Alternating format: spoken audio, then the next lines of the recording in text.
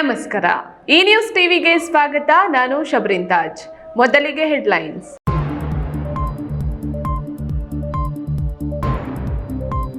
ಮಳೆ ಬಂದು ಚರಂಡಿ ತುಂಬಿ ಮನೆಗಳಿಗೆ ನುಗ್ಗಿದ ಯುಜಿಡಿ ನೀರು. ಆಕ್ರೋಶಗೊಂಡ ವಾರ್ಡ್ ವಾಸಿಗಳಿಂದ ನಗರಸಭೆಗೆ ಮುತ್ತಿಗೆ. ರಾಜ್ಯ ಕಾಂಗ್ರೆಸ್ ಸರ್ಕಾರಕ್ಕೆ ಬದ್ಧತೆ ಇದ್ರೆ ಪ್ರಜ್ವಲ್ ಪೆಂಡ್ರೈವ್ ಪ್ರಕರಣವನ್ನ ಹೈಕೋರ್ಟ್ ನ್ಯಾಯಾಧೀಶರಿಂದ ತನಿಖೆ ಮಾಡಿಸಲಿ. ಮಾಜಿ ಸಿಎಂ ಡಿ.ವಿ. ಸದಾನಂದಗೌಡ ಆಗ್ರಹ. ಕಾಂಗ್ರೆಸ್ ನೇತೃತ್ವದ ಇಂಡಿಯಾ ಈ ಬಾರಿ ಕೇಂದ್ರದಲ್ಲಿ ಸರ್ಕಾರ ರಚಿಸಲಿದೆ. ರಾಜ್ಯದಲ್ಲಿ 18ರಿಂದ 20 ಲೋಕಸಭಾ ಸ್ಥಾನ ಖಚಿತ. ಸಂಸದ ವಿ.ಎಸ್. ಉಗ್ರಪ್ಪ ಭವಿಷ್ಯ. ಕಲ್ಯಾಣಿಯಲ್ಲಿ ಮೀನುಗಾರಿಕೆ ಇಲಾಖೆಯಿಂದ ಬಿಟ್ಟಿದ್ದ ಮೀನುಗಳ ಮಾರಣ ಹೋಮ. ಮೀನುಗಳ ಸಾವಿಗೆ ಕಾರಣ ನಿಗೂಢ.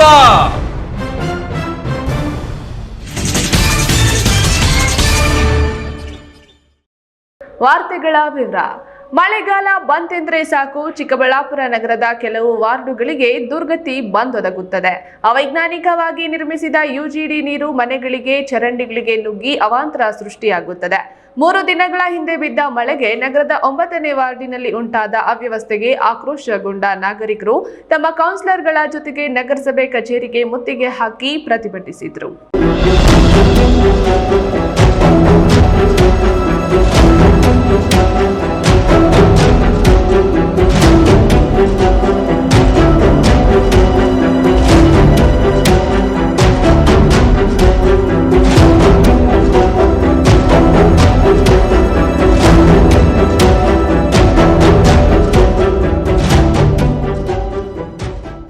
ಹೌದು, ಮಳೆ ಬಂದ್ರೆ ಸಾಕು, ಚಿಕ್ಕಬಳ್ಳಾಪುರ ನಗರದ ಕೆಲವು ವಾರ್ಡುಗಳ ವಾಸಿಗಳು ಎಲ್ಲಿ ಏನಾಗುತ್ತೋ ಅನ್ನೋ ಭಯದಲ್ಲೇ ಬದುಕಬೇಕಾಗುತ್ತದೆ.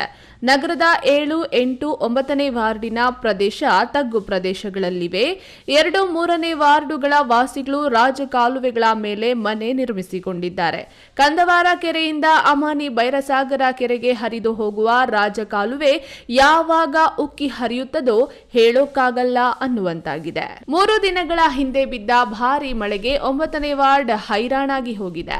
ಅವೈಜ್ಞಾನಿಕವಾಗಿ ನಿರ್ಮಿಸಿದ ಯುಜಿಡಿ ಚೇಂಬರ್ಗಳಿಗೆ ನುಗ್ಗಿದ ನೀರು ಉಕ್ಕಿ ಚರಂಡಿಗಳ ಮೂಲಕ ಮನೆಗಳಿಗೆ ನುಗ್ಗಿ ಅವಾಂತರ ಸೃಷ್ಟಿಸಿವೆ. 3 ದಿನಗಳಿಂದ ನಗರಸಭೆ ಅಧಿಕಾರಿಗಳಿಗೆ ಹೇಳಿದ್ರೂ ಏನೂ ಕ್ರಮ ಜರುಗಿಸಿಲ್ಲ ಎಂದು ಕುಪಿತಗೊಂಡ ನಾಗರಿಕರು ತಮ್ಮ ವಾರ್ಡಿನ ಕೌನ್ಸಿಲರ್ ಆರ್ ಮಠಮಪ್ಪರನ್ನ ಜೊತೆಗೆ ಕರೆದುಕೊಂಡು ನಗರಸಭೆಗೆ ಮುತ್ತಿಗೆ ಹಾಕಿದ್ರು. ನಿಮ್ಮ ಗಮನಕ್ಕೆ ನೀವು ಬಂದಾಗಿಂದ ನಾನು ಮನವಿ ಮಾಡ್ತಾನೆ ಇದ್ದೀನಿ. ಇದುವರೆಗೂ ಕೂಡ ಅಲ್ಲಿ ಯುಜಿಡಿ ಸಮಸ್ಯೆ ಬಗೆಹರಿಸಿಲ್ಲ, ಮತ್ತೆ ಡ್ರೈನೇಜ್ ಸಮಸ್ಯೆ ಬಗೆಹರಿಸಿಲ್ಲ. ಇವತ್ತವರೆಗೂ ಚರಂಡಿಗಳ ದುರ್ವಾಸನೆಯಿಂದ ಆರೋಗ್ಯಗಳು ಪಾಪ ಏರ್ಪೇರಾಗಿ ಮಕ್ಕಳಿಗೆ ನೆಗಡಿ, ಕೆಮ್ಮು, ಶೀತ, ಜ್ವರ ವಿಪರೀತವಾಗಿ ಬಂದ ಸೊಳ್ಳೆಗಳಿಂದ ಪಾಪ ಅಸ್ವಸ್ಥ ಆಗಿದ್ದಾರೆ. ಎಲ್ಲರೂ ಅಸ್ವಸ್ಥ ಆಗಿದ್ದಾರೆ. ನಿಜವಾಗ್ಲೂ ಕೂಡ ಯಾವ ರೀತಿ ಅಂದ್ರೆ ಆರೋಗ್ಯಗಳು ಏರ್ಪೇರಾಗ್ತಾ ಇದೆ. ನಿಮ್ಮ ಗಮನಕ್ಕೆ ಸಾಕಷ್ಟು ಬರ್ತದೆ. ನಿಮ್ಗೆ ಸುಮಾರು ಸಾರಿ ಫೋನ್ ಮಾಡಿದ್ದೀನಿ. ಮೊನ್ನೆ ಮಳೆ ಬಿದ್ದಿದ್ದ ದಿನ ನಿಮ್ಗೆ ಫೋನ್ ಮಾಡಿದ್ದೀನಿ.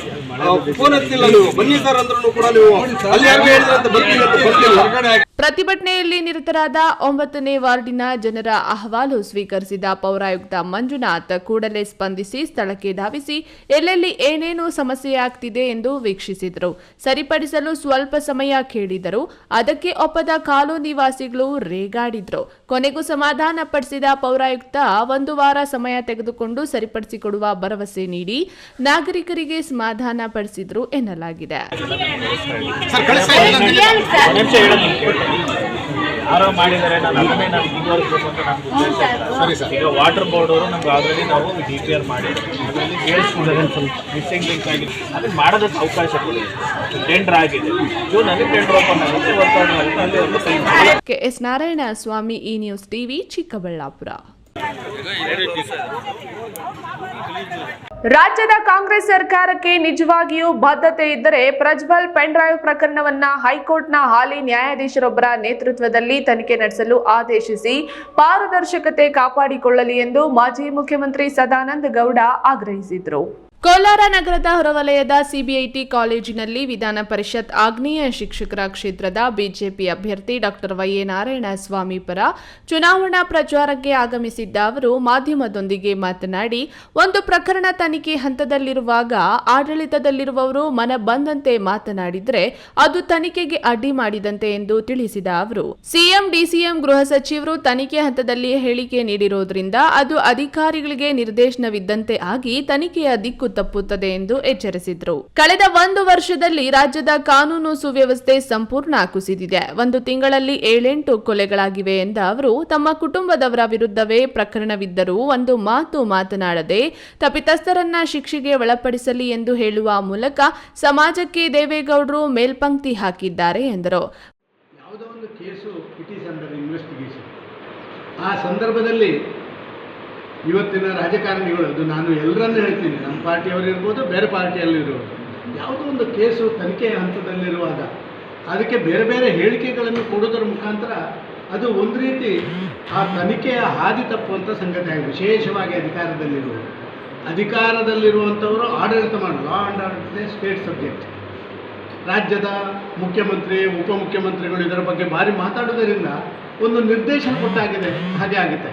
ನೀವು ನೋಡಿದ್ದೀನಿ ಕರ್ನಾಟಕ ರಾಜ್ಯದ ಮೇಲೆ ನಾನು ಪರಮೇಶ್ವರ್ನಿಂದ ಹಿಡಿದು ಸಿದ್ದರಾಮಯ್ಯ ಹಿಡಿದು ಡಿ ಕೆ ಶಿವಕುಮಾರ್ ಎಲ್ಲರಿಗೂ ನಾನು ಹೇಳಲಿಕ್ಕೆ ಇಚ್ಛಪಡ್ತಾ ಇದ್ದೇನೆ. ಕಳೆದ 1 ವರ್ಷದಲ್ಲಿ ಕರ್ನಾಟಕ ರಾಜ್ಯದ ಕಾನೂನು ಸುವ್ಯವಸ್ಥೆ ಎಷ್ಟು ಹದಗೆಟ್ಟಿದೆ ಹೇಳಿ ಕೇಳಿ. ಕರ್ನಾಟಕ ರಾಜ್ಯದ ಪೊಲೀಸರು ಇಡೀ ದೇಶದಲ್ಲೇ ಒಂದು ಒಳ್ಳೆಯ ಒಂದು ಪೊಲೀಸ್ ಅಂತ ಹೇಳುವಂಥ ಹೆಗ್ಗಳಿಕೆಯನ್ನು ಪಡ್ಕೊಂಡಿದ್ದರೆ ಅವರನ್ನೆಲ್ಲ ಕಟ್ಟಿ ಹಾಕಿ ಇವತ್ತು ಆಡಳಿತ ನಡೆಸುವಂಥ ಪ್ರಯತ್ನ ಮಾಡ್ತಾ ಇದ್ದಾರೆ. ಪ್ರಜ್ವಲ್ ಎಲ್ಲೇ ಇದ್ರೂ ಕೂಡಲೇ ತನಿಖೆಗೆ ಸಹಕಾರ ನೀಡಬೇಕು, ಇಲ್ಲವಾದಲ್ಲಿ ಸಂಶಯಗಳಿಗೆ ಎಡೆ ಮಾಡಿಕೊಟ್ಟಂತಾಗುತ್ತದೆ. ತಮ್ಮ ಕುಟುಂಬಕ್ಕೂ ಮುಜುಗರ ಎಂಬುದನ್ನು ಮರೆಯಬಾರದೆಂದರು. ಇನ್ನು ಭಾಗ್ಯಗಳ ಮೂಲಕ ಜನರನ್ನ ಮರಳು ಮಾಡಿ ಓಟು ಪಡೆಯಲು ಕಾಂಗ್ರೆಸ್ ಪ್ರಯತ್ನಿಸಿದೆ, ಅಭಿವೃದ್ಧಿ ಶೂನ್ಯವಾಗಿದೆ ಎಂದ ಅವರು, ರಸ್ತೆಗಳಲ್ಲಿ ನಾಟಿ ಮಾಡುವಷ್ಟರ ಮಟ್ಟಿಗೆ ಅಭಿವೃದ್ಧಿ ಇದೆ.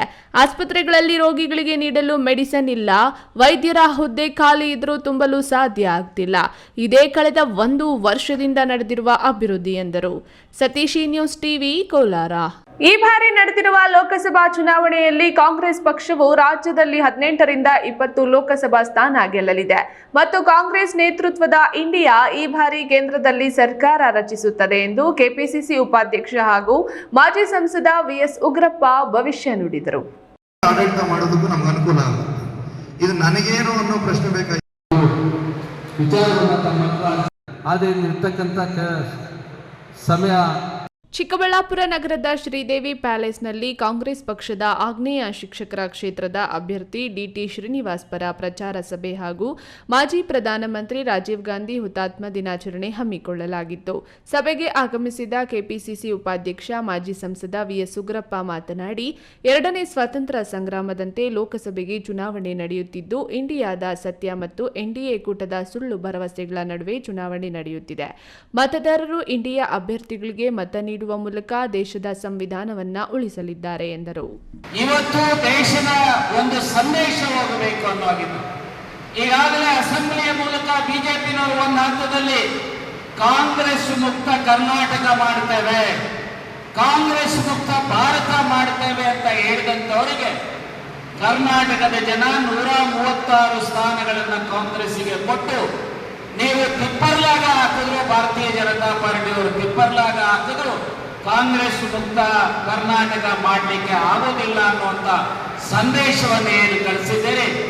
ಸೊ ಅಷ್ಟೇ ಅಲ್ಲ, ಈಗ ಮೊನ್ನೆ ನಡೆದಂಥ ಪಾರ್ಲಿಮೆಂಟ್ ಚುನಾವಣೆಯಲ್ಲಿ ಯಾವ ರಿಸಲ್ಟ್ ಬರುವಂತ ಸಂದರ್ಭದಲ್ಲಿ ನಮಗೆ ಇವತ್ತು ಖಾತ್ರಿ ಇದೆ, ಸುಮಾರು 18ರಿಂದ 20 ಸ್ಥಾನಗಳನ್ನು ರಾಜ್ಯದಲ್ಲಿ ಕಾಂಗ್ರೆಸ್ ಗೆಲ್ಲುವಂತ ಎಲ್ಲ ಅವಕಾಶಗಳಿದೆ. ಅದರ ಮೂಲಕವೂ ಒಂದು ಸಂದೇಶ ಹೋಗುವಂತಹದ್ದಿದೆ.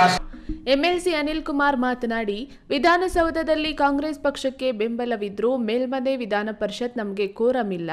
ಆ ಕಾರಣದಿಂದಾಗಿಯೇ ಕಳೆದ ಸೆಷನ್ನಲ್ಲಿ ರೈತ ವಿರೋಧಿ ಕಾಯ್ದೆಗಳಾದ ಎಪಿಎಂಸಿ ತಿದ್ದುಪಡಿ, ಸಹಕಾರ ಕಾಯ್ದೆಗೆ ತಿದ್ದುಪಡಿ ತರಬೇಕೆಂದು ಕೆಲ ಮನೆಯಲ್ಲಿ ಅಂಗೀಕಾರ ಪಡೆದು ವಿಧಾನ ಪರಿಷತ್ಗೆ ತಂದರೆ ಅಲ್ಲಿ ನಮಗೆ ಕೋರಂ ಇಲ್ಲದೆ ಪಾಸ್ ಮಾಡೋಕೆ ಆಗಲಿಲ್ಲ. ಅದಕ್ಕಾಗಿಯೇ ಡಿಟಿ ಶ್ರೀನಿವಾಸ್ ಅಂತವರನ್ನ ಗೆಲ್ಲಿಸಲೇಬೇಕಾದ ಅನಿವಾರ್ಯ ನಮಗಿದೆ. ಪಕ್ಷದ ಮುಖಂಡರು ಈ ಚುನಾವಣೆಯನ್ನ ಗಂಭೀರವಾಗಿ ತೆಗೆದುಕೊಳ್ಳಬೇಕು ೆಂದು ಕರೆ ನೀಡಿದ್ರು. ನಾವು ಚುನಾವಣೆ ಪೂರ್ವದಲ್ಲಿ ಚುನಾವಣೆ ಹೋದಂತ ಸಂದರ್ಭದಲ್ಲಿ ಕೆಲವು ಆಶ್ವಾಸನೆಗಳನ್ನ ಈ ರಾಜ್ಯದ ಜನತೆ ಮುಂದೆ ಇಟ್ಟಿದ್ವಿ.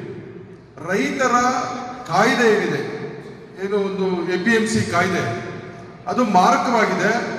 ಇಡೀ ದೇಶದಲ್ಲಿ ರೈತರು ಅದ್ರ ವಿರುದ್ಧ ಹೋರಾಟ ಮಾಡಿದ್ದಾರೆ. ಆ ಹೋರಾಟದಲ್ಲಿ ಸುಮಾರು 700 ಜನ ರೈತರನ್ನು ನಾವು ಇವತ್ತು ಕಳ್ಕೊಂಡಿದ್ದೀವಿ. ಇವತ್ತು ಕೇಂದ್ರದಲ್ಲಿರ್ತಕ್ಕಂಥ BJP ಸರ್ಕಾರ ಕೂಡ ರೈತರ ಹೋರಾಟಕ್ಕೆ ಮಣಿದು ಆ ಕಾನೂನನ್ನು ವಾಪಸ್ ತಗೊಂಡಿದ್ದಾರೆ. ಆ ಕಾನೂನನ್ನು ಅಳವಡಿಸಿಕೊಂಡಂತ ಬಹುತೇಕ ರಾಜ್ಯಗಳಲ್ಲಿ ಅದನ್ನು ವಾಪಸ್ ತಗೊಂಡಿದ್ದಾರೆ. ಕೇವಲ ಗುಜರಾತ್, ಕರ್ನಾಟಕ ಮತ್ತು ಇನ್ನೊಂದು ಉತ್ತರ ಪ್ರದೇಶ 3 ರಾಜ್ಯಗಳಲ್ಲಿ ಮಾತ್ರ ಇದ್ದಾವೆ. ನಾವು ಚುನಾವಣೆ ಪೂರ್ವದಲ್ಲಿ ಇದನ್ನು ಆಶ್ವಾಸನೆ ಕೊಟ್ಟಿದ್ದೀವಿ. ರಾಜ್ಯದ ಜನತೆ ನಮಗೆ ಅಧಿಕಾರ ಕೊಟ್ರೆ ಅಥವಾ ಆಶೀರ್ವಾದ ಮಾಡಿದ್ರೆ ನಾವು ಈ ಕಾನೂನನ್ನು ವಾಪಸ್ ತಗೊಳ್ತೀವಿ ಅಂತ ಹೇಳಿದ್ವಿ. ಹಂಗಾಗಿ ಈ ಚುನಾವಣೆ ಏನು ಶಿಕ್ಷಕರ ಮತ್ತು ಪದವೀಧರರ ಕ್ಷೇತ್ರ ಇದೆ, ಇದು ಅತ್ಯಂತ ಪ್ರಮುಖವಾದಂಥ ಚುನಾವಣೆ ನಮ್ಮ ಪಕ್ಷಕ್ಕೆ. ನಾವು ಯಾವುದೇ ಕಾನೂನನ್ನು ತರಬೇಕಾದ್ರೂ ಕೂಡ ಅದು ಜನಪರವಾಗಿರ್ಲಿ, ರೈತರ ಪರವಾಗಿರ್ಲಿ, ಬಡವರ ಪರವಾಗಿರ್ಲಿ, ಅಥವಾ ದಲಿತರ ಪರವಾಗಿರ್ಲಿ, ಹಿಂದುಳಿದರ ಪರವಾಗಿರ್ಲಿ, ಅದು ಬೇಕಾಗಿಲ್ಲ ಅವ್ರಿಗೆ. ಕಾಂಗ್ರೆಸ್ನವ್ರು ತಂದಿದ್ದಾರೆ, ಇದನ್ನು ತಂದ್ರೆ ಅವ್ರಿಗೆ ಒಳ್ಳೆಯ ಹೆಸರು ಬರ್ತದೆ. ಏನಾದ್ರೂ ಮಾಡಿ ಇದನ್ನು ತರಬಾರದು, ಅಷ್ಟೇ ಅವ್ರ ಉದ್ದೇಶ. ವೇದಿಕೆಯಲ್ಲಿ ಆಗ್ನೇಯ ಶಿಕ್ಷಕರ ಕ್ಷೇತ್ರದ ಅಭ್ಯರ್ಥಿ DT ಶ್ರೀನಿವಾಸ್, ಗೌರಿಬಿದನೂರು ಶಾಸಕ KH ಪುಟ್ಟಸ್ವಾಮಿ ಗೌಡ, ಬಾಗೇಪಲ್ಲಿ ಶಾಸಕ SN ಸುಬ್ಬಾರೆಡ್ಡಿ, ಕೌಶಲ್ಯಾಭಿವೃದ್ಧಿ ಮಂಡಳಿ ಅಧ್ಯಕ್ಷೆ ಕಾಂತಾ ನಾಯಕ್, BR ನಾಯ್ಡು ಸೇರಿದಂತೆ ಮತ್ತಿತರರು ಹಾಜರಿದ್ದರು. KS ನಾರಾಯಣಸ್ವಾಮಿ, ಈ ನ್ಯೂಸ್ ಟಿವಿ, ಚಿಕ್ಕಬಳ್ಳಾಪುರ. ಮತ್ತು ವಿಶೇಷವಾಗಿ ಇದೀಗ ವಿರಾಮದ ನಂತರ ಈ ನ್ಯೂಸ್ ಟಿವಿ ಮುಂದುವರಿಯುತ್ತದೆ. Newton integrated PU college Chikkaballapura ದಾಖಲಾತಿಗಳು ಪ್ರಾರಂಭವಾಗಿದ್ದು ಸೈನ್ಸ್ PCMB, PCMCS ಹಾಗೂ ಕಾಮರ್ಸ್ EBACS ಅತಿ ಕಡಿಮೆ ಶುಲ್ಕ ಮತ್ತು 20 ವರ್ಷಗಳ ಅನುಭವವಿರುವ ಅಧ್ಯಾಪಕರು. ಸತತ 4 ವರ್ಷಗಳಿಂದ 100% ಫಲಿತಾಂಶ ಪಡೆದಿದ್ದು ಜಿಲ್ಲೆ ಮತ್ತು ತಾಲೂಕಿಗೆ ಪ್ರಥಮ ಸ್ಥಾನವನ್ನು ಪಡೆದುಕೊಂಡಿರುವ ಏಕೈಕ ಸಂಸ್ಥೆ. ಪ್ರತಿನಿತ್ಯ ಸಂಜೆ 5 ರಿಂದ 7 ನಿರಂತರ 8 ತಿಂಗಳು JEE, NEET, CET ತರಗತಿಗಳನ್ನು ನಡೆಸುತ್ತಿದ್ದು ಪ್ರಸ್ತುತ ವರ್ಷ ನೀಟ್ನಲ್ಲಿ ಉತ್ತಮ ಅಂಕ ಗಳಿಸಿ ಶಶಿಪ್ರಸಾದ್ ಮತ್ತು ಮೋನಿಕಾ ಸರ್ಕಾರಿ ವೈದ್ಯಕೀಯ ಸೀಟು ಪಡೆದಿದ್ದಾರೆ. ಹಿಂದೆ ನಿಮ್ಮ ಮಕ್ಕಳನ್ನ ಸೇರಿಸಿ. ಈಗ ಒಂದು 4 ವರ್ಷದ ಕೆಳಗೆ ನನ್ ಗ್ಯಾಸ್ ಟ್ರಬಲ್ ಶುರು ಆಗಿತ್ತು. ಹೊಟ್ಟೆ ನೋವ, ಎದೆ ನೋವ, ಮಸಲ್ಸ್ ನೋವ, ತಿಳ್ಕೊಳಕ್ 10 ಪರೀಕ್ಷೆಗಳು. ಒಂದಿನ ಟಿವಿ ನೋಡ್ತಾ ಇದ್ದೆ. ಹೊಟ್ಟೆಗೆ ಬರ್ತಕ್ಕಂತ 180 ಸಮಸ್ಯೆಗಳಿಗೂ ರಾಮಬಾಣವಾಗಿ ಅಮೃತ ಬಿಂದು ಇದೆ. ನಾನು ಅಮೃತ ಬಿಂದು ತಗೊಳಕ್ ಶುರು ಮಾಡಿದಾಗಿಂದ ಆರಾಮಾಗಿದ್ದೀನಿ. ಪಾಪ್ಕಾರ್ನ್ ಬೆಳೆಯುವ ರೈತರಿಗೆ ಸಂತಸದ ಸುದ್ದಿ. ಅಧಿಕ ಇಳುವರಿ, ಅಧಿಕ ದರ ಬರುವ ಬೇಡಿಕೆಯುಳ್ಳ ಅಮೆರಿಕನ್ ಹೈಬ್ರಿಡ್ W2037 ಪಾಪ್ಕಾರ್ನ್ ಬಿತ್ತನೆ ಬೀಜ ನಾಟಿ ಮಾಡಿ 1 ಎಕರೆಗೆ 25 ರಿಂದ 30 ಕ್ವಿಂಟಾಲ್ ಇಳುವರಿ ಪಡೆಯಿರಿ. ಅಮೆರಿಕ ದೇಶದಿಂದ ಆಮದು ಮಾಡಿಕೊಂಡು ಪೆರೆಸಂದ್ರದ ಎಸಲೆಂಟ್ ಟ್ರೇಡರ್ಸ್ ಹೈಬ್ರಿಡ್ ಪಾಪ್ಕಾರ್ನ್ ಬೀಜಗಳನ್ನು ಮಾರಾಟ ಮಾಡುತ್ತಿದೆ. ಅಧಿಕ ಇಳುವರಿ ಜೊತೆಗೆ ಉತ್ತಮ ಬೆಲೆ. ಬಿತ್ತನೆ ಬೀಜ ಖರೀದಿಸಿದ ರೈತರಿಂದ ಫಸಲನ್ನು ನಾವೇ ಖರೀದಿಸುತ್ತೇವೆ. ಬೆಸ್ಟ್ PU ಮತ್ತು ಡಿಗ್ರಿ ಕಾಲೇಜ್ ಚಿಕ್ಕಬಳ್ಳಾಪುರ. ಬೋಧನಾ ಕ್ಷೇತ್ರದಲ್ಲಿ 30 ವರ್ಷಗಳ ಅನುಭವ ಇರುವ ಡಾಕ್ಟರ್ ರಘುನಾಥ್ ಸಾರಥ್ಯದಲ್ಲಿ ನಡೆಯುತ್ತಿರುವ ಶಿಕ್ಷಣ ಸಂಸ್ಥೆಗಳು. PU ಮತ್ತು ಡಿಗ್ರಿಯಲ್ಲಿ ಜಿಲ್ಲೆಯಲ್ಲಿ ಉತ್ತಮ ಫಲಿತಾಂಶ ಸಾಧಿಸಿರುವ ಏಕೈಕ ಕಾಲೇಜ್. ನೀಟ್, JEEಗೆ ಕೋಚಿಂಗ್ ನೀಡಲಾಗುತ್ತದೆ. PU ಮತ್ತು ಡಿಗ್ರಿಗೆ ದಾಖಲಾತಿಗಳು ಪ್ರಾರಂಭವಾಗಿದೆ. ವಿರಾಮದ ನಂತರ ಈ ನ್ಯೂಸ್ ಟಿವಿಗೆ ಸ್ವಾಗತ. ಸರ್ಕಾರಿ ಕಲ್ಯಾಣಿಯೊಂದರಲ್ಲಿ ಮೀನುಗಾರಿಕೆ ಇಲಾಖೆಯಿಂದ ಬಿಟ್ಟಿದ್ದ ಮೀನುಗಳ ಮಾರಣ ಹೋಮ ಆಗಿದ್ದು ಮೀನುಗಳ ಸಾವಿಗೆ ಕಾರಣ ತಿಳಿದು ಬಂದಿಲ್ಲ.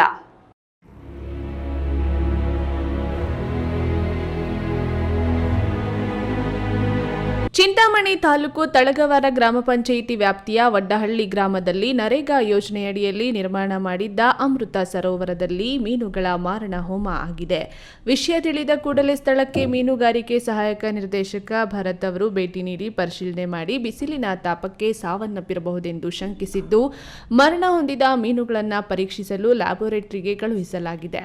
ಈ ವೇಳೆ ಮಾತನಾಡಿದ ಭರತ್ ಅವರು ಅಮೃತ ಸರೋವರ ಒಂದು ಕುಂಟೆ ಮಾದರಿಯಲ್ಲಿದ್ದು ಇದಕ್ಕೆ ಸುತ್ತಲೂ ಕಲ್ಲಿನ ಕಟ್ಟಡ ಕಟ್ಟಿರೋದ್ರಿಂದ ಹಾಗೂ ನೀರು ಹರಿಯಲು ಸಾಧ್ಯವಾಗದೆ ನಿಂತ ಕಡೆ ಇರೋದ್ರಿಂದ ನೀರಿನ ಮಟ್ಟ ಕಡಿಮೆಯಾಗಿ ಬಿಸಿಲಿನ ತಾಪ ಹೆಚ್ಚಾಗಿ ಮೀನುಗಳು ಸಾವನ್ನಪ್ಪಿವೆ ಎಂದರು. ನೀರಿನ ಮಟ್ಟನೂ ಕಡಿಮೆ ಇದೆ ಮತ್ತು ಇಲ್ಲಿ ಯಾವುದೇ ನೀರು ಎಕ್ಸ್ಚೇಂಜ್ ಇಲ್ಲ, ಏನೂ ಇಲ್ಲ, ಚಿಕ್ಕದಾಗಿರೋದು ಥರ ಇದು ಕೆರೆಗಳ ಥರ ಸ್ವಲ್ಪ ದೊಡ್ಡದಾಗಿದ್ದು ಈ ಥರ ಚಾನ್ಸಸ್ ಕಡಿಮೆ ಇರುತ್ತೆ. ಬಟ್ ಚಿಕ್ಕದಾಗಿದ್ದು ನೀರು ನಿಂತಲ್ಲೇ ನೀರು ಮತ್ತು ನೋಡಿದ್ರೆ ಒಂದು ಅರ್ಧ ಅಡಿನೂ ನೀರಿಲ್ಲ. ಹಂಗಾಗಿ ಆಕ್ಸಿಜನ್ನು ಕಡಿಮೆ ಆಗಿ ನೋಡೋದೆಲ್ಲ ಹೊರಗಡೆ ಬಂದು ಬಾಯಿ ಬಿಡ್ತಾರೆ ನೋಡಿ, ಆಕ್ಸಿಜನ್ನು ಕಡಿಮೆ ಇದೆ. ಪ್ಲಸ್ ಇದು ನೀರು ಮಟ್ಟ ಕಡಿಮೆ ಇರೋದ್ರಿಂದ ಬೇಗ ಹೀಟಿಗೆ ಎಕ್ಸ್ಪೋಸ್ ಆಗಿ ನೀರು ಶಾಖ ಜಾಸ್ತಿ ಆದಂಗೆಲ್ಲ ಫಿಶ್ಶು ಸ್ಟ್ರೆಸ್ ಆಗಿ ಕಂಟಿನ್ಯೂಸ್ ಎಕ್ಸ್ಪೋಸ್ ಆಗಿ ವೀಕ್ ಆಗಿ ಒಂದೊಂದೇ ಸಾಯ್ತಿರ್ತದೆ. ವಿಷ ಬೆರೆತಿರಬಹುದೆಂಬ ಗ್ರಾಮಸ್ಥರ ಅನುಮಾನಕ್ಕೆ ಸ್ಪಷ್ಟನೆ ನೀಡಿದ ಭರತ್ ಅವರು, ವಿಷ ಬೆರೆತರೆ ಎಲ್ಲ ಮೀನುಗಳು ಸಾವನ್ನಪ್ಪುತ್ತವೆ, ಕೆಲವೇ ಮೀನುಗಳು ಸಾಯಲು ಸಾಧ್ಯ ಇಲ್ಲ ಎಂದ ಅವರು, ಬಿಸಿಲಿನ ತಾಪಕ್ಕೆ ಒಂದೊಂದೇ ಸಾವನ್ನಪ್ಪಿವೆ ಎಂದರು. ಬಿದೇವಪ್ಪ, ಈ ನ್ಯೂಸ್ ಟಿವಿ, ಚಿಂತಾಮಣಿ. ರೈತರಿಗೆ ಕೃಷಿ ಪರಿಕರಗಳ ಅಳವಡಿಕೆ ಕುರಿತು ತಾಂತ್ರಿಕ ಮಾಹಿತಿ ನೀಡಬೇಕು. ಕೃಷಿ ಸಂಬಂಧ ಪರಿಕರಗಳ ಮಾರಾಟದ ವಿವರಗಳ ಮಾಹಿತಿಯನ್ನು ಇಲಾಖೆಗೆ ತಪ್ಪದೇ ಸಲ್ಲಿಸಬೇಕು. ವಿವಿಧ ಕೃಷಿ ಪರಿಕರಗಳನ್ನ ಕಾಯ್ದೆಗಳ ಅನುಸಾರ ಯಾವುದೇ ಕೊರತೆಯಾಗದಂತೆ ತಾಲೂಕಿನ ರೈತರಿಗೆ ಪಾರದರ್ಶಕವಾಗಿ ಮಾರಾಟ ಮಾಡಬೇಕೆಂದು ಗೊಬ್ಬರ ಮಾರಾಟಗಾರರಿಗೆ ಸಹಾಯಕ ಕೃಷಿ ನಿರ್ದೇಶಕರಾದ ಎ ಕೇಶವರೆಡ್ಡಿ ಸೂಚನೆ ನೀಡಿದರು. ಚಿಕ್ಕಬಳ್ಳಾಪುರ ತಾಲೂಕು ಪಂಚಾಯತ್ ಸಭಾಂಗಣದಲ್ಲಿ ಕೃಷಿ ಪರಿಕರ ಮಾರಾಟಗಾರರೊಂದಿಗೆ ಮುಂಗಾರು ಹಂಗಾಮು ಪೂರ್ವ ಸಿದ್ಧತಾ ಸಭೆ ಹಮ್ಮಿಕೊಳ್ಳಲಾಗಿತ್ತು.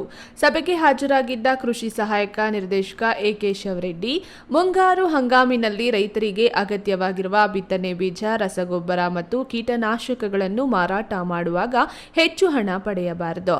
ನಿಗದಿಪಡಿಸಿದ ದರಗಳಲ್ಲಿ ಮಾತ್ರ ಮಾರಾಟ ಮಾಡಬೇಕು.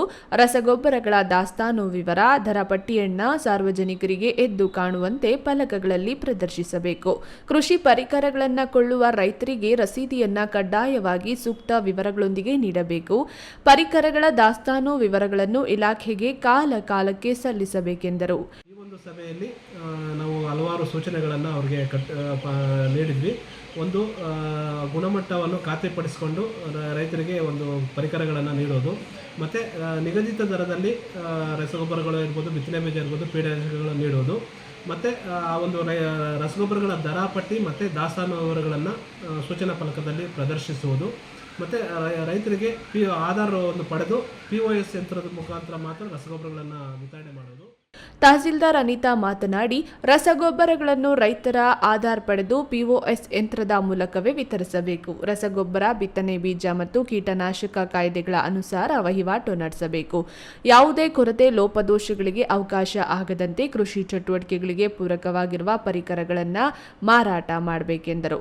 ಸಭೆಯಲ್ಲಿ ಕೃಷಿ ಪರಿಕರ ಮಾರಾಟಗಾರರ ಸಂಘದ ಅಧ್ಯಕ್ಷ ಮಂಜುನಾಥ್, ಕೃಷಿ ಅಧಿಕಾರಿಗಳಾದ ಗಂಗಾಧರ್ ರೆಡ್ಡಿ, ರಾಮಚಂದ್ರ, ಕೃಷಿ ಇಲಾಖೆಯ ಸಿಬ್ಬಂದಿ ಮತ್ತು ಚಿಕ್ಕಬಳ್ಳಾಪುರ ತಾಲೂಕು ಬಿತ್ತನೆ ಬೀಜ, ರಸಗೊಬ್ಬರ ಮತ್ತು ಕೀಟನಾಶಕ ಮಾರಾಟಗಾರರು ಸಭೆಯಲ್ಲಿ ಭಾಗವಹಿಸಿದರು.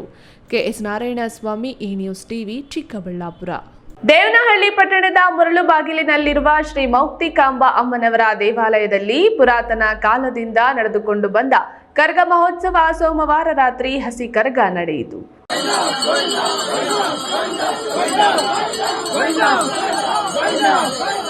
ದೇವನಹಳ್ಳಿ ಪಟ್ಟಣದ ಪುಟ್ಟಪ್ಪನ ಗುಡಿ ಬೀದಿಯಲ್ಲಿರುವ ಹಸಿ ಕರ್ಗ ಮಂಟಪದಲ್ಲಿ ಸಂಪ್ರದಾಯದಂತೆ ಹಸಿ ಕರ್ಗಕ್ಕೆ ಪೂಜೆಯನ್ನ ಸಲ್ಲಿಸಿ ಕರ್ಗದ ಪೂಜಾರಿ ರವಿಕುಮಾರ್ ಹಸಿ ಕರ್ಗವನ್ನ ಹೊತ್ತು ಸಾಗಿದ್ರು.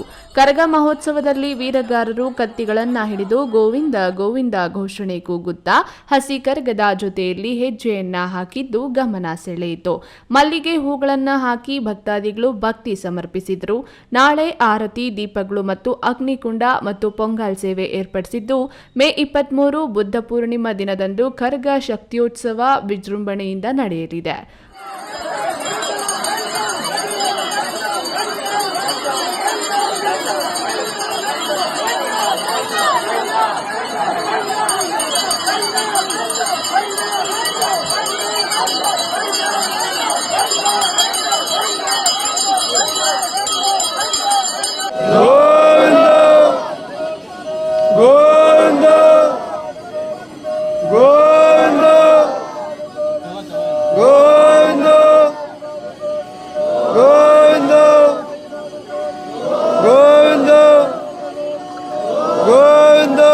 ಹೈದರ್ ಸಾಬ್, ಈ news TV, Devanahalli.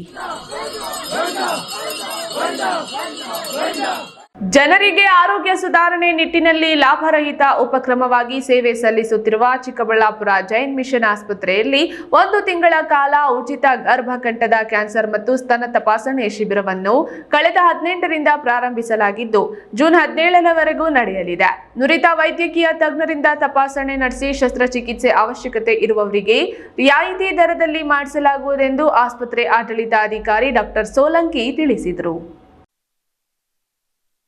Pre cancer stage ನಲ್ಲಿ ಗೊತ್ತಾಗಿತ್ತು ಅಂದ್ರೆ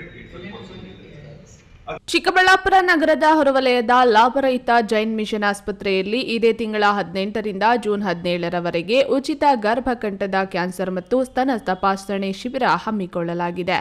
ಈ ಕುರಿತು ಮಾಹಿತಿ ನೀಡಿದ ಎಂಡಿ ಡಾಕ್ಟರ್ ಸೋಲಂಕಿ, ನಮ್ಮ ಆಸ್ಪತ್ರೆ ಲಾಭರಹಿತವಾಗಿ ಕೆಲಸ ಮಾಡ್ತಿದೆ, ಜನರಿಗೆ ಉಪಯೋಗವಾಗಬೇಕು, ಎಲ್ಲರಿಗೂ ಆರೋಗ್ಯ ಭಾಗ್ಯ ಸಿಗಬೇಕೆಂದು ಉದ್ದೇಶ ಇಟ್ಟುಕೊಂಡು ಪ್ರಾರಂಭವಾಗಿರುವ ಆಸ್ಪತ್ರೆ ಒಂದೊಂದೇ ಮೆಟ್ಟಿಲೇರುತ್ತಾ ಬಂದಿದೆ. ಈಗ ಪ್ರಾರಂಭವಾಗಿರುವ ಗರ್ಭಕಂಠದ ಕ್ಯಾನ್ಸರ್ ಮತ್ತು ಸ್ತನ ತಪಾಸಣೆ ಶಿಬಿರವಾಗಿದ್ದು, ಇಲ್ಲಿ ಕಣ್ಣಿನಿಂದ ಹಿಡಿದು ಎಲ್ಲಾ ರೀತಿಯ ಚಿಕಿತ್ಸೆ ಹಾಗೂ ಸಲಹೆ ನೀಡಲಾಗುತ್ತಿದೆ ಎಂದರು. ಮತ್ತೆ ಯಾರಿಗೆ ಏನಿಲ್ಲ ಅಂದ್ರೆ ನಮ್ಮ ಹಾಸ್ಪಿಟಲ್ಗೆ ಎಲ್ಲಾ ಆಪರೇಷನ್ ಅಂತೆ ಉಚಿತವಾಗಿ ಇಲ್ಲ, ಬಟ್ ಇದು ಕಾಸ್ಟ್ ಇದೆ, ಅದೇ ತರ ಮಾಡ್ತೀವಿ. ಇನ್ನೊಂದು ತುಂಬಾ ಬಡವರಿದೆ ಅಂದ್ರೆ ಡೆಫಿನೆಟ್ಲಿ ಫ್ರೀ ಮಾಡ್ತೀವಿ. ಬಡವರಿದೆ ಅಂತ ಸರ್, ಇದು ಎಲ್ಲರಿಗೂ ಮಾಡಕ್ ಆಗಲ್ಲ, ಬಟ್ ಡೆಫಿನೆಟ್ಲಿ ಬಡವರಿದೆ, ಹೇಳ್ತಾರೆ BPL ಕಾರ್ಡ್ ಇದೆ ಅಥವಾ ಏನಿಲ್ಲ ಅಂತ ಡೆಫಿನೆಟ್ಲಿ ಫ್ರೀ ಮಾಡ್ತೀವಿ.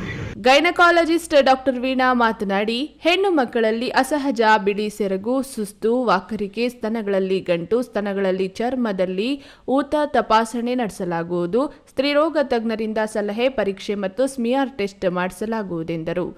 ಈ ವೇಳೆ ಕಾರ್ಯದರ್ಶಿ ಉತ್ತಮ್ ಚಂದ್ ಜೈನ್, ವ್ಯವಸ್ಥಾಪಕ ರಾಕೇಶ್ ಕೋಟಾರಿ ಉಪಸ್ಥಿತರಿದ್ದರು. ಕ್ಯಾಮರಾಮನ್ ಅಂಬರೀಶ್ ಜೊತೆ KS ನಾರಾಯಣಸ್ವಾಮಿ, ಈ ನ್ಯೂಸ್ ಟಿವಿ, ಚಿಕ್ಕಬಳ್ಳಾಪುರ. ಚಿಕ್ಕಬಳ್ಳಾಪುರ ನಗರದ ಮಿಸ್ಕಿನ್ ಶಾ ಸೈಲಾನಿ ಗಂಧೋತ್ಸವ ಮತ್ತು ಉರುಸ್ ಕಾರ್ಯಕ್ರಮ ಪ್ರಾರಂಭವಾದಾಗಿನಿಂದಲೂ ಮೆಹಬೂಬ್ ಸಾಬ್ ಅವರ ಕುಟುಂಬದಿಂದ ಹೊರಡುತ್ತಿದ್ದು, ಪ್ರತಿ ವರ್ಷ ವಿಜೃಂಭಣೆಯಿಂದ ನಡೆಸಲಾಗುತ್ತದೆ. 2 ದಿನಗಳ ನಡೆಯುವ ಕಾರ್ಯಕ್ರಮಕ್ಕೆ ಚಿಕ್ಕಬಳ್ಳಾಪುರ, ಕೋಲಾರ, ತುಮಕೂರು ಮತ್ತು ಬೆಂಗಳೂರು ಜಿಲ್ಲೆಗಳಲ್ಲದೆ ನೆರೆಯ ಆಂಧ್ರ ಪ್ರದೇಶದಿಂದ ಕೂಡ ಭಕ್ತಾದಿಗಳು ಭಾಗವಹಿಸುತ್ತಾರೆಂದು ಸಿಎಂ ನೂರುಲ್ಲಾ ತಿಳಿಸಿದರು.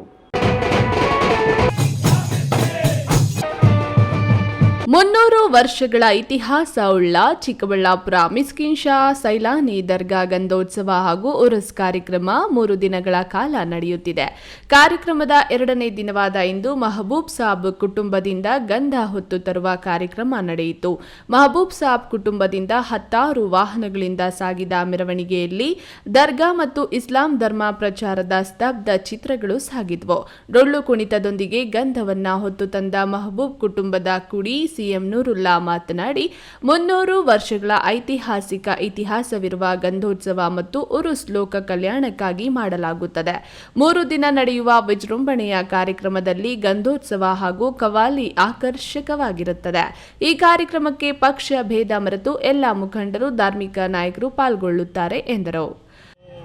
ಇದು ಬರುತ್ತೆ, ಚೆನ್ನಾಗಿರ್ಬೇಕು, ಊರು ನಮ್ಮ ದೇಶ ಚೆನ್ನಾಗಿರ್ಬೇಕು ಅಂತ ಇದು ಮಾಡಿ ಪ್ರಾರ್ಥನೆ ಮಾಡಿ, ಈ ನಮ್ಮ ಗುರುಗಳಿದ್ದಾರಲ್ಲ ಅವರು ಈ ಪ್ರಪಂಚದಿಂದ ಹೋಗಿದ್ದ ದಿನ ಆ ಖುಷಿಯಿಂದ ನಾವು ಇದು ಮಾಡ್ತಾ ಇದ್ದೀವಿ. ಈ ಪ್ರಪಂಚಕ್ಕೆ, ನಮ್ಮ ದೇಶಕ್ಕೆ, ನಮ್ಮ ಊರಿಗೆ ಒಳ್ಳೇದಾಗಲಿ ಅಂತ ಪ್ರಾರ್ಥನೆ ಮಾಡ್ತೀವಿ. ಈ ಸಂದರ್ಭದಲ್ಲಿ ದೊಡ್ಡಬಳ್ಳಾಪುರ ಅಸ್ಮತುಲ್ಲಾ ಸೈಲಾನಿ, ಮುಬಾರಕ್, ಆಸಿಫ್ ಇನ್ನಿತರರು ಉಪಸ್ಥಿತರಿದ್ದರು. ಕ್ಯಾಮರಾಮನ್ ಅಂಬರೀಶ್ ಜೊತೆ KS ನಾರಾಯಣಸ್ವಾಮಿ, ಈ ನ್ಯೂಸ್ ಟಿವಿ, ಚಿಕ್ಕಬಳ್ಳಾಪುರ. ಪದವೀಧರರ ಧ್ವನಿಯಾಗಲು ಸ್ವಾರ್ಥ ಮತ್ತು ಭ್ರಷ್ಟಾಚಾರದ ವ್ಯವಸ್ಥೆಯ ಸುಧಾರಣೆಗಾಗಿ ಕಣದಲ್ಲಿದ್ದೇನೆಂದು ಬೆಂಗಳೂರು ಪದವೀಧರ ಕ್ಷೇತ್ರದ ಪಕ್ಷೇತರ ಅಭ್ಯರ್ಥಿ RS ಉದಯ್ ಸಿಂಗ್ ತಿಳಿಸಿದರು. ದೇವನಹಳ್ಳಿ ನಗರದ ಗುರುಭವನ ಮತ್ತು ಸರ್ಕಾರಿ ಪದವಿ ಪೂರ್ವ ಕಾಲೇಜ್ ಆವರಣದಲ್ಲಿ ಪದವೀಧರ ಮತದಾರರನ್ನ ಮತಯಾಚಿಸಿ ಪಕ್ಷೇತರ ಅಭ್ಯರ್ಥಿ RS ಉದಯ್ ಸಿಂಗ್ ಮಾತನಾಡಿ, ರಾಜ್ಯದಲ್ಲಿ 2 ಲಕ್ಷಕ್ಕೂ ಹೆಚ್ಚು ಸರ್ಕಾರಿ ಹುದ್ದೆಗಳು ಖಾಲಿ ಇದೆ. ಕೆಪಿಎಸ್ಸಿಯಲ್ಲಿ ನಿರಂತರವಾಗಿ ನಡೆಯುತ್ತಿರುವ ಹಗರಣಗಳಿಂದ ವಿದ್ಯಾರ್ಥಿಗಳ ಭವಿಷ್ಯ ಅಂಧಕಾರದಲ್ಲಿ ಮುಳುಗಿದೆ. ಕಳೆದ 6 ವರ್ಷಗಳಿಂದ ವಿಧಾನ ಪರಿಷತ್ ಸದಸ್ಯರಾಗಿರುವ ದೇವೇಗೌಡರು ಎಷ್ಟು ಬಾರಿ ಪದವೀಧರ ಸಮಸ್ಯೆಗಳ ಬಗ್ಗೆ ಪರಿಷತ್ತಿನಲ್ಲಿ ಮಾತನಾಡಿದ್ದಾರೆ. ಪದವೀಧರ ಪ್ರತಿನಿಧಿ ಎಂದು ಹೇಳಿಕೊಂಡು ಬರುತ್ತಿರುವ ವ್ಯಕ್ತಿಗಳು ಒಂದೇ ಒಂದು ಹೋರಾಟ ಮಾಡಿಲ್ಲ ಎಂದು ಹೇಳಿದರು. ಇನ್ನು ಇದೇ ಸಂದರ್ಭದಲ್ಲಿ ಪದವೀಧರ ಕ್ಷೇತ್ರ ಪಕ್ಷೇತರ ಅಭ್ಯರ್ಥಿ ಪರ ಬೆಂಬಲಿಗರು ಮತಯಾಚನೆ ನಡೆಸಿದರು. 20 ವರ್ಷದಿಂದ ಪದವೀಧರರ ಕ್ಷೇತ್ರವನ್ನು ಗುತ್ತಿಗೆ ತಗೊಂಡಿದ್ದಾರೆ. ಆದರೆ ಈ 20 ವರ್ಷದಲ್ಲಿ ಯಾವತ್ತೂ ಸಹ ಪದವೀಧರರ ಪರವಾಗಿ ಯಾವತ್ತೂ ಹೋರಾಟ ಮಾಡಿಲ್ಲ. ಒಬ್ರು ಗಿಫ್ಟು, ಪಾರ್ಟಿ, ಈ ಆಮಿಷಗಳನ್ನ ಒಟ್ಟು ನಾನು ಎಲೆಕ್ಷನ್ ಗೆಲ್ಬೇಕಂತ ಹೊರಟ್ರೆ, ಇನ್ನೊಬ್ರು 6 ವರ್ಷಕ್ಕೊಂದ್ಸರಿ ನಾನು ಪಕ್ಷದ ಒಂದು ಸೆರಗನ್ನೇ ಹಿಡ್ಕೊಂಡು ನಾನು ಚುನಾವಣೆ ಗೆಲ್ತೀನಿ ಅಂತ ಹೊರಟಿದ್ದಾರೆ. ಇವರಿಬ್ಬರಿಂದನೂ ನಮ್ಮ ಈ ಭಾಗದಲ್ಲಿ ಇವತ್ತು ನಿರುದ್ಯೋಗ ಸಮಸ್ಯೆ ಆಗಿರ್ಬೋದು, ನಮ್ಮ ಶಿಕ್ಷಕ ವರ್ಗ ಅನುಭವಿಸ್ತಿರ್ತಕ್ಕಂಥ ಸಮಸ್ಯೆಗಳಾಗಿರ್ಬೋದು, ಇಷ್ಟೆಲ್ಲ ಜ್ವಲಂತ ಸಮಸ್ಯೆ ಇದ್ರೂ ಸಹ ಇಷ್ಟು ಹೆಚ್ಚಾಗ್ಲಿಕ್ಕೆ ಇವರಿಬ್ಬರೇ ಅಭ್ಯರ್ಥಿಗಳು ಕಾರಣ ಅಂತ ನಾನು ಈ ಮುಖಾಂತರ ತಮಗೆ ಹೇಳಿಕ್ಕೆ ಬಯಸ್ತೇನೆ. Haider Sab, news TV, Devanahalli. ಭಾರತ ಕೌಶಲ್ಯ ಸ್ಪರ್ಧೆಯಲ್ಲಿ ಚಿನ್ನದ ಪದಕ ಗೆದ್ದ ಕನ್ನಡಿಗರು ದೆಹಲಿಯಲ್ಲಿ ನಡೆದ ರಾಷ್ಟ್ರೀಯ ಚಾಂಪಿಯನ್ಶಿಪ್ ಪಂದ್ಯಾವಳಿಯಲ್ಲಿ ಚಿನ್ನ, ಬೆಳ್ಳಿ ಹಾಗೂ ಕಂಚಿನ ಪದಕಗಳನ್ನ ಗೆದ್ದು ರಾಜ್ಯಕ್ಕೆ ಮರಳುವುದರ ಮೂಲಕ ಕೀರ್ತಿ ಪತಾಕೆಯನ್ನ ಹೆಚ್ಚಿಸಿದ್ದಾರೆ. ದೇವನಹಳ್ಳಿ ತಾಲೂಕಿನ ಕೆಂಪೇಗೌಡ ಅಂತಾರಾಷ್ಟ್ರೀಯ ವಿಮಾನ ನಿಲ್ದಾಣದಲ್ಲಿ ಬಂದಿಳಿದ ಸ್ಪರ್ಧಾಪಟುಗಳು ಗ್ರಾಮೀಣ ಭಾಗದ ಪ್ರತಿಭೆಗಳನ್ನು ಗುರುತಿಸಿ ಕಳಿಸಿದ್ದ ಕೌಶಲ್ಯ ಅಭಿವೃದ್ಧಿ ಇಲಾಖೆ ತಂಡಕ್ಕೆ ಕೀರ್ತಿಯನ್ನ ತಂದುಕೊಟ್ಟಿದ್ದಾರೆ. 30 ರಾಜ್ಯಗಳ 900 ಜನ ಸ್ಪರ್ಧಿಗಳು ನಡುವೆ ನಡೆದಿದ್ದ ಸ್ಪರ್ಧೆಯಲ್ಲಿ 42 ಪದಕಗಳನ್ನು ಗೆದ್ದು ದೇಶದಲ್ಲಿ 2ನೇ ಸ್ಥಾನ ಪಡೆದ ಕನ್ನಡಿಗರಿಗೆ ಏರ್ಪೋರ್ಟ್ನಲ್ಲಿ ಚಪ್ಪಾಳೆ ಹೊಡೆದು ಹೂಗುಚ್ಛ ನೀಡಿ ಸ್ವಾಗತಿಸಿದ್ದು ಗಮನ ಸೆಳೆಯಿತು.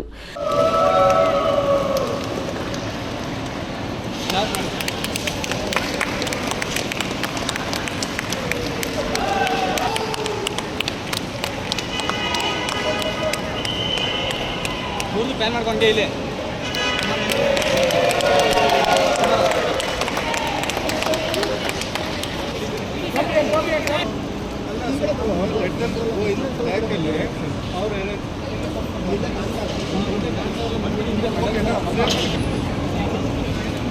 ಕೌಶಲ್ಯ ಅಭಿವೃದ್ಧಿ ಇಲಾಖೆಯ ಅಧಿಕಾರಿಗಳು ಕೆಂಪೇಗೌಡ ಏರ್ಪೋರ್ಟ್ನಲ್ಲಿ ಭವ್ಯ ಸ್ವಾಗತವನ್ನ ಕೋರಲಾಯಿತು. ಕನ್ನಡಿಗರ ತಂಡವು ಸೆಪ್ಟೆಂಬರ್ನಲ್ಲಿ ನಡೆಯುವ ಅಂತಾರಾಷ್ಟ್ರೀಯ ಚಾಂಪಿಯನ್ ಪಂದ್ಯಾವಳಿಯಲ್ಲಿಯೂ ಸಹ ಸ್ಪರ್ಧಿಸಲಿದ್ದಾರೆ. Haider Sab, news TV, Devanahalli. ಇತ್ತೀಚೆಗೆ ವೃತ್ತಿಪರ ಛಾಯಾಚಿತ್ರ ಗ್ರಾಹಕರ ಮೇಲೆ ತೀವ್ರ ಹಲ್ಲೆ, ದೌರ್ಜನ್ಯದ ಘಟನೆಗಳು ನಡೆಯುತ್ತಿವೆ. ಕ್ಯಾಮೆರಾಗಳ ಕಳ್ಳತನವಾಗುತ್ತಿದೆ. ಛಾಯಾಗ್ರಾಹಕರು ಭಯದಲ್ಲಿಯೇ ಕೆಲಸ ಮಾಡುವಂತಾಗಿದೆ. ಹುಟ್ಟಿದರೂ ಸತ್ತರೂ ಸಂಭ್ರಮಕ್ಕೂ ಸಮಾರಂಭಗಳಿಗೆ ತುಡಿಸಿಕೊಂಡು ರಕ್ಷಣೆ ಇಲ್ಲದೆ ಬದುಕು ಸಾಗಿಸುವಂತಾಗಿದೆ. ನಮಗೆ ರಕ್ಷಣೆ ಒದಗಿಸಿ ನಮ್ಮ ಬದುಕಿಗೆ ಸರ್ಕಾರ ಆಸರೆ ನೀಡಿ ಎಂದು ಒತ್ತಾಯಿಸಿ ಚಿಕ್ಕಬಳ್ಳಾಪುರದಲ್ಲಿ ಛಾಯಾಗ್ರಾಹಕರ ಸಂಘ ಪ್ರತಿಭಟನೆಯನ್ನ ನಡೆಸಿತು. ಸ್ಟುಡಿಯೋ ಛಾಯಾಗ್ರಾಹಕರ ಮೇಲೆ ಇತ್ತೀಚೆಗೆ ದೌರ್ಜನ್ಯಗಳು ಹೆಚ್ಚಾಗುತ್ತಿವೆ. ಸರ್ಕಾರ ನಮಗೆ ರಕ್ಷಣೆ ಒದಗಿಸಬೇಕು, ಕಾರ್ಯನಿರತ ಸ್ಥಳಗಳಲ್ಲಿ ಭದ್ರತೆ ನೀಡಬೇಕೆಂದು ಒತ್ತಾಯಿಸಿ ಚಿಕ್ಕಬಳ್ಳಾಪುರ ಛಾಯಾಗ್ರಾಹಕರ ಕ್ಷೇಮಾಭಿವೃದ್ಧಿ ಸಂಘದಿಂದ ತಾಲೂಕು ಕಚೇರಿ ಮುಂದೆ ಪ್ರತಿಭಟನೆ ನಡೆಸಿ ತಹಸೀಲ್ದಾರ್ ಅನಿಲ್ ಮತ್ತು ಜಿಲ್ಲಾಧಿಕಾರಿ ರವೀಂದ್ರ ಅವರಿಗೆ ಮನವಿ ಸಲ್ಲಿಸಿದರು. ಪ್ರತಿಭಟನೆಯನ್ನು ಉದ್ದೇಶಿಸಿ ಮಾತನಾಡಿದ ತಾಲೂಕು ಅಧ್ಯಕ್ಷ ಸೀತಾರಾಮರೆಡ್ಡಿ, ಇತ್ತೀಚೆಗೆ ಬೆಂಗಳೂರಿನ ಶಿವಾಜಿನಗರದ ಶಮ್ಸ್ ಕಲ್ಯಾಣ ಮಂದಿರದಲ್ಲಿ ಕಾರ್ಯನಿರತ ಛಾಯಾಚಿತ್ರ ಗ್ರಾಹಕರ ಮೇಲೆ ಏಕಾಏಕಿ ಹಲ್ಲೆ ನಡೆಸಿ ಛಾಯಾಗ್ರಾಹಕನ ಕ್ಯಾಮೆರಾ ಸಲಕರಣೆಗಳನ್ನು ನಾಶ ಮಾಡಿರುತ್ತಾರೆ. ಇಂತಹದ್ದೇ ಘಟನೆಗಳು ಅಲ್ಲಲ್ಲಿ ಮರುಕಳಿಸುತ್ತಿರುವುದರಿಂದ ಛಾಯಾಗ್ರಾಹಕರು ನಿರ್ಭಯವಾಗಿ ಕಾರ್ಯನಿರ್ವಹಿಸುವುದು ಕಷ್ಟ. ಇಂತಹ ಘಟನೆಗಳಿಂದ ಕುಟುಂಬಗಳು ತುಂಬಾ ನೋವನ್ನ ಅನುಭವಿಸುವಂತಾಗಿದೆ. ಕ್ಯಾಮೆರಾ ಪರಿಕರಗಳ ಮೇಲೆ ಕಳ್ಳ ಕಾಕರ ಕಣ್ಣು ನಮ್ಮ ವೃತ್ತಿಪರರ ಮೇಲೆ ಬಿದ್ದಂತಿದೆ. ಇಂತಹ ಕಳ್ಳ ಕಾಕರಿಂದ ನಮ್ಮ ಛಾಯಾಗ್ರಾಹಕರನ್ನ ರಕ್ಷಿಸಬೇಕೆಂದು ಒತ್ತಾಯಿಸುತ್ತೇವೆ ಎಂದರು. ಅದಕ್ಕೆ ಅಲ್ಲಿ ಎಲ್ಲಿ ನಡೀತೆ, ಹೆಂಗೆ ನಡೀತು ಸರ್ ಅದು ಹೇಳಿ ಸರ್. ಮದುವೆ ಚೌಟ್ರಿಯಲ್ಲಿ ಶಿವಾಜಿನಗರದಲ್ಲಿ ಚಮನ್ಸ್ ಕಲ್ಯಾಣ ಮಂಟಪದಲ್ಲಿ ಮದುವೆ ಪ್ರೋಗ್ರಾಮ್ ಮಾಡ್ತಾ ಇದ್ರೆ ಊಟದಲ್ಲಿ ವಿಡಿಯೋ ತೆಗಿತಾ ಇದ್ದಾರೆ. ಅವರ ಮೇಲೆ ಏಕಾಏಕಿ ಹುಡುಗಿ ಕಡೆ ಅಂತ ಸಂಬಂಧಿಕರು ಯಾರೋ ಒಬ್ಬರು ಏಕಾಏಕಿ ಹಲ್ಲೆ ಮಾಡಿ ಅವರ 1-2-3 ಗುಂಪು ಕಟ್ಕೊಂಡು ಅವ್ರ ಮೇಲೆ ತುಂಬ ತೊಂದರೆ ಆಗಿ ನಮ್ಮ ಕ್ಯಾಮ್ರಾಗ ಸಲಕರಣೆಗಳೆಲ್ಲ ಧ್ವಂಸ ಮಾಡಿರ್ತಾರೆ. ಅದಕ್ಕಾಗಿ ಅವ್ರನ್ನ ಕೂಡಲೇ ಬಂಧಿಸಿ ಅವ್ರಿಗೆ ಶಿಕ್ಷೆ ಕೊಡಬೇಕಂತೇಳಿ ನಮ್ಮ ಸಂಘದ ವತಿಯಿಂದ ನಾವು ಧರಣಿ ಮಾಡ್ತಾ ಇದ್ದೀವಿ. ಅದೇ ಪರವಾಗಿ ನಮ್ಮ ತಹಸೀಲ್ದಾರ್ ಅವರಿಗೆ ಒಂದು ಮನವಿ ಪತ್ರವನ್ನು ಕೊಡ್ತಾ ಇದ್ದೀವಿ. ಈ ವೇಳೆ ಸಂಘದ ಮುಖಂಡರಾದ R Nagaraj, Srinivas, MSV Babu, BP Lokesh, Balakrishna, Manjunath ಸೇರಿದಂತೆ ಇನ್ನಿತರರು ಹಾಜರಿದ್ದರು. ಕ್ಯಾಮರಾ ಪರ್ಸನ್ ಅಂಬರೀಶ್ ಜೊತೆ KS Narayanaswamy, news TV, Chikkaballapura. ಇದೀಗ ವಿರಾಮದ ನಂತರ ಈ ನ್ಯೂಸ್ ಟಿವಿ ಮುಂದುವರಿಯುತ್ತದೆ. Anu coaching centre Chikkaballapura conduct coaching for Navodaya, Sainik, Rashtriya Military School, Satya Sai School, Alike. Since 20 years, exemplary results. Every year, 50 to 20 students selected. Now start coaching for ICSE, CBSE, PUC, NEET, JEE.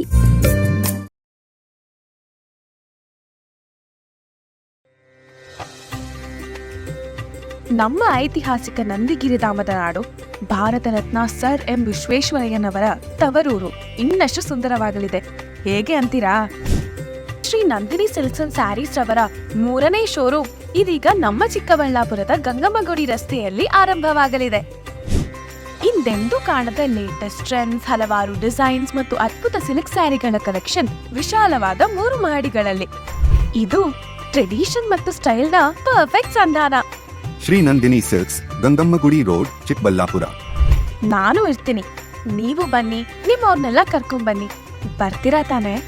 ನನ್ನ ಕನಸು doctor ಆಗೋದು. Doctor ಆಗೋದು ನನ್ನ ಕನಸು. ಮಗಳು doctor ಆಗಲಿ ಅನ್ನೋದು ನನ್ನ ಕನಸು. ಕನಸು ಎಲ್ಲರಿಗೂ ಇರುತ್ತದೆ.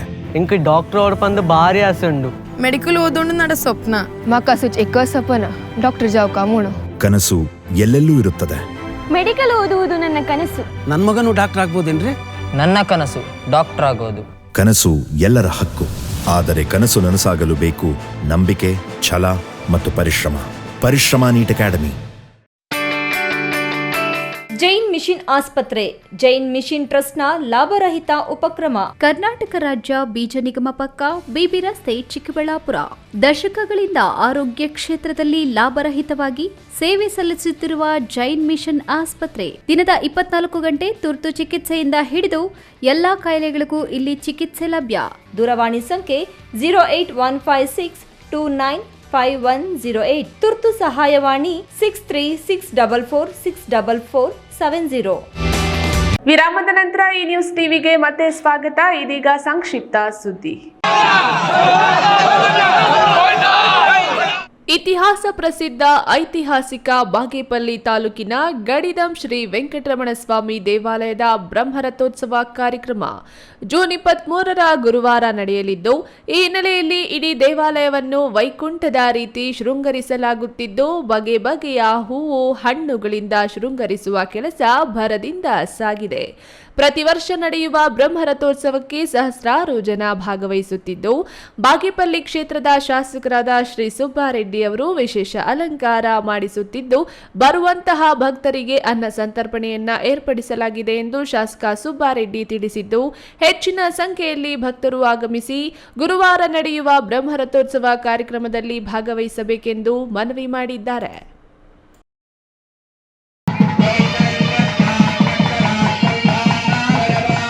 ಗೌರಿಬಿದನೂರು ತಾಲೂಕಿನ ಕಲ್ಲುಡಿಯ ಕಂಬದ ಬಿಡುವಿನ ಕಂಬದ ನರಸಿಂಹಸ್ವಾಮಿ ಜಯಂತಿ ಭಕ್ತರ ಸಮ್ಮುಖದಲ್ಲಿ ಶ್ರದ್ಧಾ ಭಕ್ತಿಯಿಂದ ನೆರವೇರಿತು. ಜಯಂತಿ ಅಂಗವಾಗಿ ದೇವಾಲಯದಲ್ಲಿ ನರಸಿಂಹಸ್ವಾಮಿ ಕಲ್ಯಾಣೋತ್ಸವದ ಜೊತೆಗೆ ಹೋಮ ಹವನ, ಗಣಪತಿ ಪೂಜೆ, ಅಭಿಷೇಕ, ಮಹಾಮಂಗಳಾರತಿ, ತೀರ್ಥ ಪ್ರಸಾದ ವಿನಿಯೋಗ ನಡೆಯಿತು. ದೇವಾಲಯ ಹಾಗೂ ದೇವರ ಮೂರ್ತಿಗೆ ವಿಶೇಷ ಪುಷ್ಪ ಅಲಂಕಾರ ಭಕ್ತರ ಮನಸೂರೆಗೊಳಿಸಿತು. ಅಪಾರ ಸಂಖ್ಯೆಯ ಭಕ್ತರು ವಿವಿಧ ಧಾರ್ಮಿಕ ಕಾರ್ಯಗಳಲ್ಲಿ ಭಾಗವಹಿಸಿ ಇಷ್ಟಾರ್ಥಗಳನ್ನು ನೆರವೇರಿಸುವಂತೆ ಪ್ರಾರ್ಥಿಸಿದರು. ಧಾರ್ಮಿಕ ಕಾರ್ಯಕ್ರಮಗಳಲ್ಲಿ ದೇವರಾಜ್ ಗೌಡ, ಮಂಜುನಾಥ್, ಅರುಣ್ ಕುಮಾರ್, ರಾಜೇಂದ್ರ, ವಿಶ್ವ ಹಿಂದೂ ಪರಿಷತ್ ಹೋಟೆಲ್ ರಮೇಶ್ ಬಾಬು ಮುಂತಾದವರು ಭಾಗವಹಿಸಿದ್ದರು.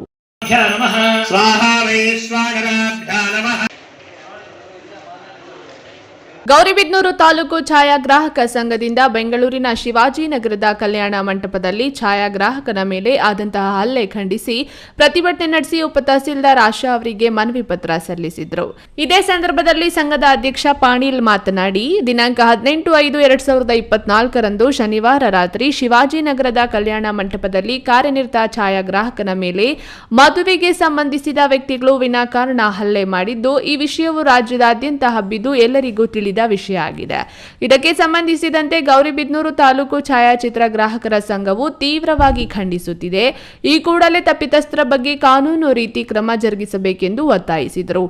ಪ್ರತಿಭಟನೆಯಲ್ಲಿ ಸಂಘದ ಸಂಸ್ಥಾಪಕ ಅಧ್ಯಕ್ಷರಾದ ದೇವಿ ಮಂಜುನಾಥ್, ಗೌರವಾಧ್ಯಕ್ಷ ಪ್ರದೀಪ್, ಶ್ರೀಕಂಠ, ಶ್ರೀನಿವಾಸ್, ಬಾಬು, ಜಗದೀಶ್, ಮಂಜುನಾಥ್ ಸೇರಿದಂತೆ ಮುಂತಾದವರು ಭಾಗವಹಿಸಿದ್ದರು.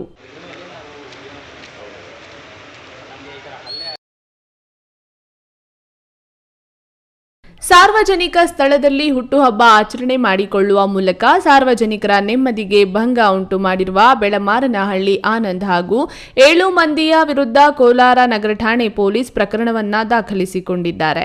ಮೇ 20ರಂದು ರಾತ್ರಿ ಕೋಲಾರ ನಗರದ ವಿವೇಕಾನಂದ ವೃತ್ತದಲ್ಲಿ ಬೆಳಮಾರನಹಳ್ಳಿ ಆನಂದ್ ಹಿಂಬಾಲಕರು ಜನ್ಮದಿನಾಚರಣೆ ಆಚರಣೆಗೆ ಬಸವನತ್ತ ರವಿಕುಮಾರ್ ಆಯೋಜನೆ ಮಾಡಿದ್ದು, ಕಾರ್ಯಕ್ರಮದಲ್ಲಿ ಕರವೇ ಪ್ರವೀಣ್ ಗೌಡ, ಬಣದ ಜಿಲ್ಲಾಧ್ಯಕ್ಷ ಚಂಬೆ ರಾಜೇಶ್, ಪೇಟೆ ಚಾಮನಹಳ್ಳಿ ಸುಬ್ಬು, ಕೆಎಚ್ಬಿ ಕಾಲೋನಿಯ ಆಟೋ ಶಿವು ಶಿವರಾಜ್, ಕೋಲಾರ ಆನಂದ್, ಹಾರೋಹಳ್ಳಿ ಅಂಬರೀಶ್, ದೊಡ್ಡರು ಕರಪನಹಳ್ಳಿ ಇತರರು ಸೇರಿ ಸಾರ್ವಜನಿಕ ಸ್ಥಳದಲ್ಲಿ ಸಾರ್ವಜನಿಕರ ಮತ್ತು ವಾಹನಗಳ ಸುಗಮ ಸಂಚಾರಕ್ಕೆ ತೊಂದರೆಯನ್ನ ಉಂಟು ಮಾಡಿ ರಸ್ತೆಯ ಮಧ್ಯದಲ್ಲಿ ಪಟಾಕಿಗಳನ್ನು ಸಿಡಿಸಿ ಚುನಾವಣೆ ನೀತಿ ಸಂಹಿತೆ ಜಾರಿಯಲ್ಲಿ ಇದ್ದರೂ ಸಹ ಚುನಾವಣಾ ಅಧಿಕಾರಿಗಳಿಂದ ಅಥವಾ ಸಂಬಂಧಪಟ್ಟವರಿಂದ ಯಾವುದೇ ಅನುಮತಿಯನ್ನ ಪಡೆಯದೆ ಸಾರ್ವಜನಿಕರ ಶಾಂತಿ ಮತ್ತು ನೆಮ್ಮದಿಗೆ ಭಂಗವನ್ನ ಉಂಟು ಮಾಡಿ ಕಲುಷಿತ ವಾತಾವರಣ ಸೃಷ್ಟಿಸಿದ್ದ 8 ಮಂದಿಯ ವಿರುದ್ಧ ಕೋಲಾರ ನಗರ ಠಾಣೆಯಲ್ಲಿ ಪ್ರಕರಣ ದಾಖಲಿಸಿಕೊಂಡು ಕ್ರಮ ಕೈಗೊಂಡಿದ್ದಾರೆ.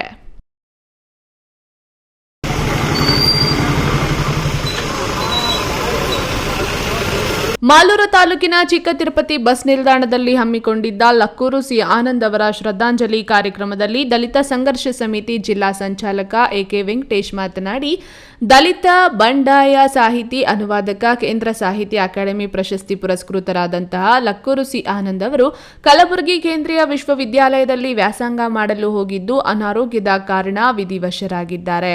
ಅವರು ನಮ್ಮೊಂದಿಗೆ ದೈಹಿಕವಾಗಿ ಇಲ್ಲದಿದ್ದರೂ ಅವರು ರಚಿಸಿರುವ ಸಾಹಿತ್ಯದಲ್ಲಿ ಜೀವಂತವಾಗಿದ್ದಾರೆ. ಲಕ್ಕೂರು ಗ್ರಾಮದ ಯುವ ಕೆವಿ ಆನಂದ್ ಚಿಕ್ಕ ವಯಸ್ಸಿನಲ್ಲಿಯೇ ತಮ್ಮ ಪ್ರತಿಭೆಗಳ ಮೂಲಕ ರಾಷ್ಟ್ರಮಟ್ಟದ ಕೇಂದ್ರ ಸಾಹಿತ್ಯ ಅಕಾಡೆಮಿ ಪ್ರಶಸ್ತಿ ಪಡೆದುಕೊಂಡವರು ಎಂದು ತಿಳಿಸಿದರು. ಸಾಹಿತಿಗಳಾದ ಕೋಟಿಗಾನಹಳ್ಳಿ ರಾಮಯ್ಯ, ಹುಲಿಕುಂಟೆ ಮೂರ್ತಿ, ಲಕ್ಕೂರು ಆನಂದ್ ಅವರ ಸಂಶೋಧನಾ ಮಾರ್ಗದರ್ಶಿಗಳಾದ ವಿಜಯಕುಮಾರ್, ವಡ್ಡಗೆರೆ ನಾಗರಾಜಯ್ಯ, ಪದ್ಮಾಲಯ ನಾಗರಾಜ್, ದೊಡ್ಡಕಲ್ಲಹಳ್ಳಿ ನಾರಾಯಣಪ್ಪ, ಗಂಗಪ್ಪ ತಳವಾರ್, ರಾಮಕೃಷ್ಣಪ್ಪ ಸೇರಿದಂತೆ ಲಕ್ಕೂರು ಆನಂದ್ ಅವರ ಶಿಷ್ಯವರ್ಗ, ಬಂಧು ಬಳಗದವರು ಅಂತಿಮ ದರ್ಶನ ಪಡೆದರು.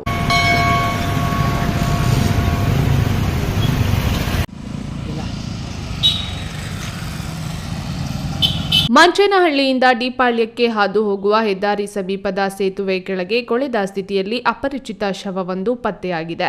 ಸ್ಥಳಕ್ಕೆ ಪಿಎಸ್ಐ ಮೂರ್ತಿ ಮತ್ತು ತಂಡ ಭೇಟಿ ನೀಡಿ ಪರಿಶೀಲನೆ ನಡೆಸಿದ್ದಾರೆ. ಶವವಾಗಿ ಸುಮಾರು 6 ರಿಂದ 7 ದಿನ ಆಗಿರಬಹುದೆಂಬ ಶಂಕೆ ವ್ಯಕ್ತವಾಗಿದ್ದು, ಈ ಅಪರಿಚಿತ ಶವ ಯಾರದೆಂಬುದು ಇನ್ನೂ ಪತ್ತೆಯಾಗಿಲ್ಲ. ಪೊಲೀಸರು ಸ್ಥಳದಲ್ಲೇ ಇದ್ದು ಪರಿಶೀಲನೆ ಕೈಗೊಂಡಿದ್ದು, ಸುತ್ತಮುತ್ತಲಿನ ಜನರು ಆತಂಕದಿಂದ ವೀಕ್ಷಿಸುತ್ತಿದ್ದರು. ಶವ ಕೊಳೆತಿದ್ದು ಸುತ್ತಮುತ್ತಲಿನ ಪ್ರದೇಶ ದುರ್ವಾಸನೆಯಿಂದ ಕೂಡಿದೆ. ಕೊನೆಯದಾಗಿ ಮತ್ತೊಮ್ಮೆ ಹೆಡ್ಲೈನ್ಸ್.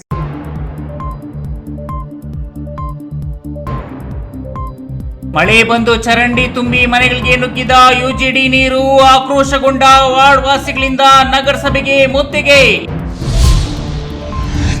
ರಾಜ್ಯ ಕಾಂಗ್ರೆಸ್ ಸರ್ಕಾರಕ್ಕೆ ಬದ್ಧತೆ ಇದ್ರೆ ಪ್ರಜ್ವಲ್ ಪೆಂಡ್ರೆ ಪ್ರಕರಣವನ್ನ ಹೈಕೋರ್ಟ್ ನ್ಯಾಯಾಧೀಶರಿಂದ ತನಿಖೆ ಮಾಡಿಸಲಿ, ಮಾಜಿ ಸಿಎಂ ಡಿವಿ ಸದಾನಂದಗೌಡ ಆಗ್ರಹ.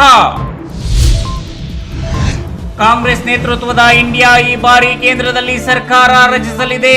ರಾಜ್ಯದಲ್ಲಿ 18 ರಿಂದ 20 ಲೋಕಸಭಾ ಸ್ಥಾನ ಖಚಿತ. ಸಂಸದ ವಿಎಸ್ ಉಗ್ರಪ್ಪ ಭವಿಷ್ಯ.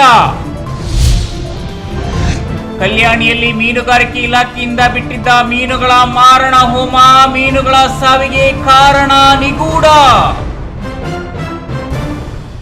ದಿನನಿತ್ಯದ ಸುದ್ದಿ ಸ್ವಾರಸ್ಯಕ್ಕಾಗಿ ತಪ್ಪದೆ ವೀಕ್ಷಿಸಿ ಈ ನ್ಯೂಸ್ ಟಿವಿ.